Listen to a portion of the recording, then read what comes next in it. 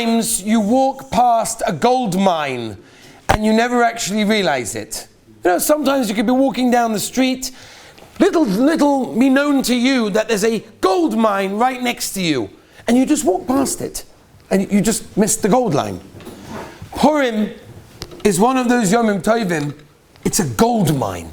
There is so much to be gained by the Gavaldige Hashpah, the Gavaldige Yontif of Purim, that sometimes, more often than not, we walk past it without even realizing and appreciating that we can gain from the Yom, that we can gain from the Yontif. And the Ramban has a very famous Yesod where he says, the more destructed something is, the more holiness it had and has.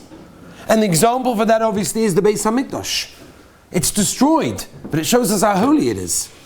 Purim is often a little bit of a quote-unquote destroyed day.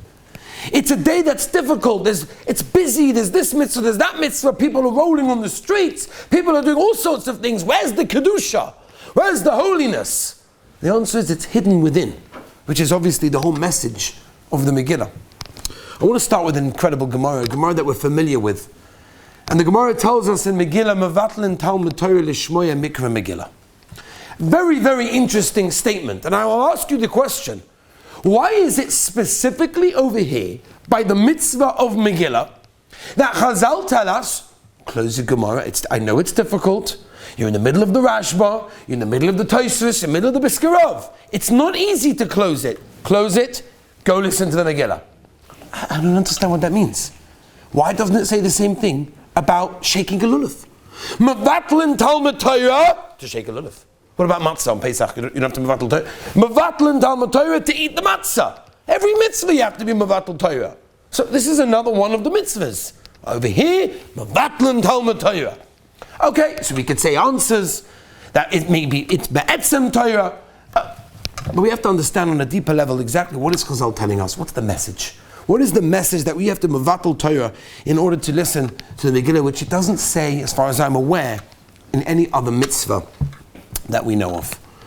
And I want to bring in one of the other mitzvahs hayom, fascinating mitzvah. A mitzvah that, for some reason, nobody looks for colors, everybody wants the most machmeh shita. Very unusual to find such a thing. But you find it over here, and that's the mitzvah of getting drunk. It's an unbelievable thing. It's an unbelievable mitzvah. It's an incredible mitzvah. Right? We all know, we're familiar with the Gemara Megillah, Daf Zayin, Chayiv inish lebesumah b'puri ad lo yada, ben Baruch Modcha, and Oru Haman. Okay, we're familiar with the Gemara. The Gemara straight away, what does the Gemara say? Famous story, Rabbi and Reb Zera. What's the Maisa? That Reb Zera invited Rabbi to the Purim Suda, and it became, without going into all the details, the Maharsha over there, he killed him, whatever that means, and then the next morning he brought him back, he brought him back to life. And the next year he comes and says, would you like to join my Purim Suda this year? No. That was last year, I just about made it. No, I'm not coming. So there's an obvious question, which we discussed a little bit al pi halacha. Why does the Gemara bring the story? Is it because the Gemara wants to show us we don't paskin like Chayiv Inish, because look what happened? Or maybe the Gemara says, which is how most Rishonim paskin, which is how we paskin, is that the reason the Gemara brings the Maisa is because we paskin Chayiv Inish. There's an obligation to get completely plastered on Purim. It's an incredible idea. You know, there's all the colors we spoke about, the different ksitas in the Rishonim. People are always looking for colors. Not you guys, but there are people who look for colors. Rabbi, give me the most lenient. Come out with a book of leniencies. I'll buy it. Everybody will buy it. By Purim, by the midst of getting drunk, for some reason, nobody wants the colors. I want the most machmeh shita. How drunk? How many bottles of wine do I have to finish to be yait to the mitzvah? What does this mean? What is Chazal? They want us to get drunk? We're familiar with the Gemara in Pesachim. The Gemara says one of the few people that the Rebbeinu Shalom Kaviyachal hates, Shtar Kaloshon, the Gemara says, Kaviyachal hates, is someone who gets drunk. And yet on Purim, we have a chayiv. By the way, very rarely do you find such a loshon of chayiv, obligated. Tzorich, toiv, all sorts of lashonos. Chayiv, obligation. By getting drunk, that's what we want from people? What's it meant to be? What are we meant to be looking like at the end of Purim? What's it all about? Getting drunk? Seriously? That's what Purim is. Yom HaKippurim. Yom Kippur is Gavaldik. It's almost like Purim. I don't know the difference between at the end of the Ne'ilah, the end of our Purim Seder on Sunday night. There might be a little bit of a difference in everyone's behavior. But yet, no, Purim is holy. It's the holiest of the holiest. But what's Pshat? What does this mean? Okay, so Rabbi, I want to try to understand this. So I want to bring you a Mordechai Maisa. I want to bring you an incredible Maisa from the Heilige Baditcheva.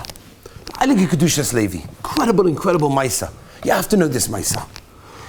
The Baditcheva was traveling, as was the minhag of many Hasidim.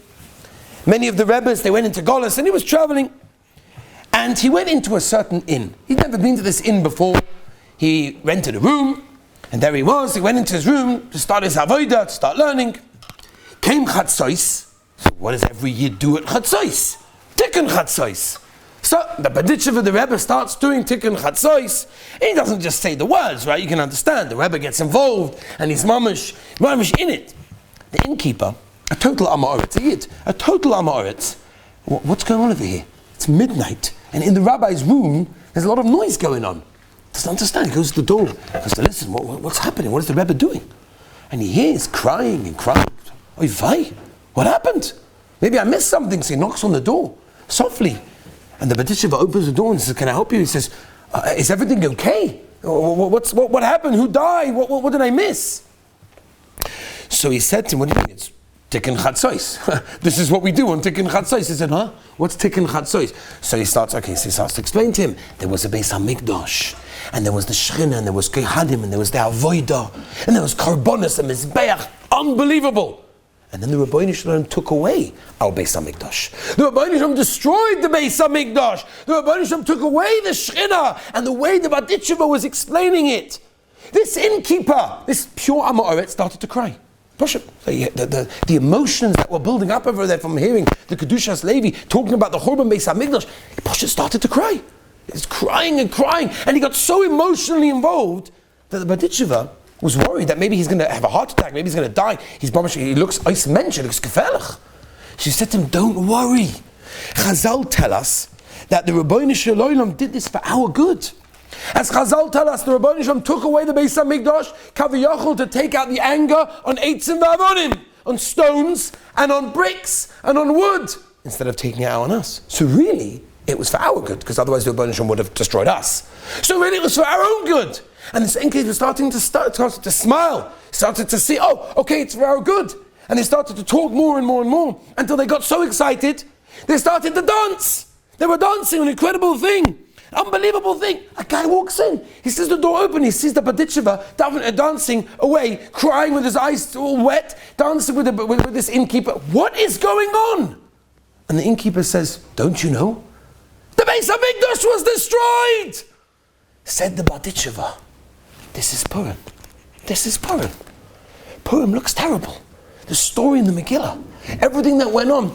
Oy vay, what's going to be? What's going to happen this way, that way? She's inviting Achashverosh. It looks gefährlich. The Gzeira and Klal Yisrael looks terrible. But it was for our good.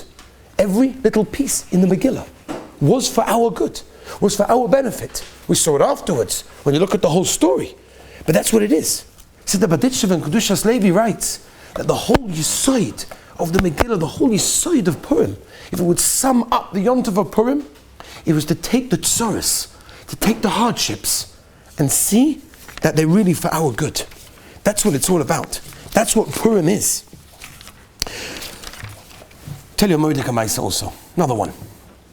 I think this happened with the Tosha Rebbe.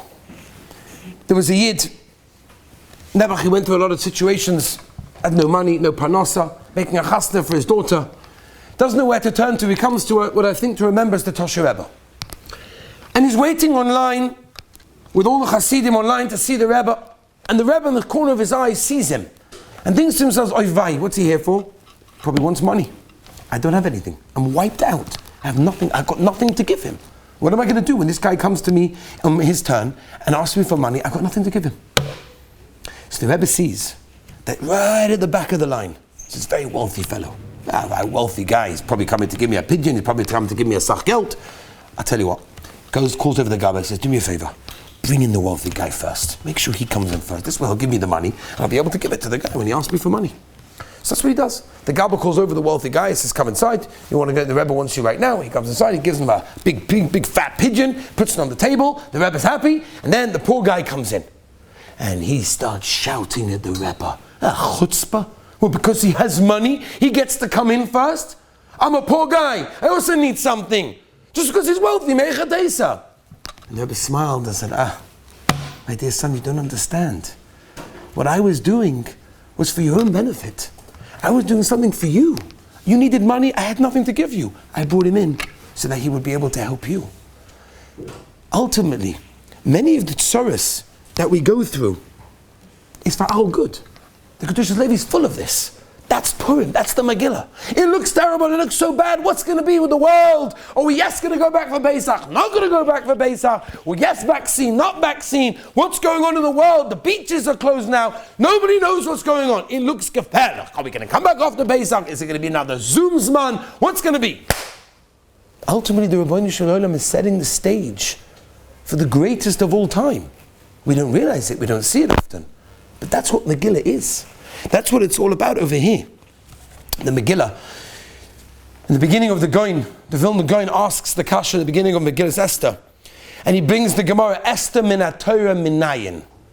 Where is there a remez for Esther min ha-Torah? Frag the Vilna Goin, I don't understand. What? The Megillah's Esther, the story, the miracle that happened to Esther and Klal Yisrael at the time in Shushan Abira was the first miracle? Huh? There's many miracles that have been going on. What's going on? Why dafka this one? Why did the Gemara pick on Esther? What about all the other miracles in Tanakh? And the Vilna Gaon writes an incredible thing. He says all the other Nisim, go through Tanakh, was Bizman HaBeis HaMikdash. Bizman HaBeis HaMikdash is not a big deal that there's an ace. The whole Beis HaMikdash ran alidei Nisim. Oh, but when there was no Beis HaMikdash, when there was a Churban, when Klal Yisrael in Golis, when things looked dark, when we looked, quote unquote, abandoned, chas v'shalom, from the Ribbono Shel Olam, and yet there's a miracle? Oh, Esther min ha-Torah minayin, says the Vilna Gaon. That's why Chazal asks. This is the very first time that we see the Ribbono Shel Olam is running the show. The Ribbono Shel Olam is pulling the strings. And that's what the B'ditchever writes. It's the whole yisoid of Purim. You know, imagine a mother has two sons, and it comes to supper time, so she gives them supper. Everything's fine. Comes to dessert. She walks over to the first son and she says, here's dessert. Fat bowl of chocolate ice cream with sprinkles, gishmak. And he starts pounding away. Comes to the second son and she gives him a piece of diet, sugar-free, thin slice of sponge cake. He says, hello? You don't love me? That's what he gets? What about me? And she says, my dear son, you don't know. You have a problem with sugar. If I would give you what he has, it would be terrible for you. You would suffer terribly from that. What I'm doing is for your good. So many times we go through our life and we don't realize that everything the Ribbono Shel Olam does for us is for our good. That's the pshat mevatlen Talmud Torah lishmaya mikra Megillah. The chizuk that a person can get from the Megillah is a chizuk that lasts a lifetime. It lasts the whole year. Yes, stop your learning. The Gemara in Zvachim bitulu hikiyumai. Sometimes you have to mevatel Torah, because that is the kiyum of Torah. When a person listens to the Megillah, when a person appreciates what happened, how things look terrible, looks bad, it looks gefährlich, but the Ribbono Shel Olam does everything for a cheshbon. Everything can look terrible, but really it's the best thing. Kol da'ovid rachmana l'tav of it. Everything is good. We need to live with this. That's mevatlen Talmud Torah lishmaya mikra Megillah. Stop, close your Gemara and listen to Megillah. Listen to the message that the Megillah gives you. That's what it's all about. And that's the pshat in getting drunk. What's the pshat in getting drunk? Be'emes, what does the Ribbono Shel Olam want from us? And the answer is, throughout the year, we're sober. And when things happen to us, we get sidetracked. What's going to be with this? What's going to be with this? Oy vay, calculations. If I do this, if this happens, it's because of this. Because we're sober. So we make calculations. Because we're running the show. When you get drunk, you don't run the show anymore. When you get drunk, you're totally hefka. You're totally in other people's hands. People are carrying you, people are schlepping you, people are giving you water, people are helping you, because you're not making your own calculations. It's not about you. Once during the year, we take off all the outer shells of all our calculations of how the Rebbeinu Shalom runs the world, and what this looks like, and this is good, and this is bad, all our personal calculations, and we put them only to the Rebbeinu Shalom. We realize and we recognize that on Purim, when you get slammed and you get totally drunk, you know what that means? You're giving yourself to the Rebbeinu Shalom. Rebbeinu Shalom, I'm not my own person. I'm just going to go, I'm going to talk, I'm going to say, I just do it. No one thinks when you're drunk. You don't think, hold on a second, if I say that, then that. You don't do that. You just say, you just go, you just do. That's how we should be living the whole year. But we can't. So once a year, the Rebbeinu Shalom says, get completely drunk, get smashed. Because then you're giving yourself up to the Rebbeinu Shalom. That's what getting drunk is all about. That's how it's meant to be done. If you're not doing it in that oath, then don't do it. But if you're doing it for that reason, and that's where you're holding, it's the most beautiful thing. It's the highest level that a person can reach, higher than Yom Kippur. Because it's just you and the Rebbeinu Shalom. Like what Malach Biederman said so beautifully. You're not allowed to drink and then drive. You can't drink and drive. Why? Because often during the year we think we're in the driving seat. We're calling the shots. We're driving, we've got the steering wheel, we're the one. When you drink, don't drive. Because when you drink, you're not in the driving seat. You're giving it up to the Rebbeinu Shalom.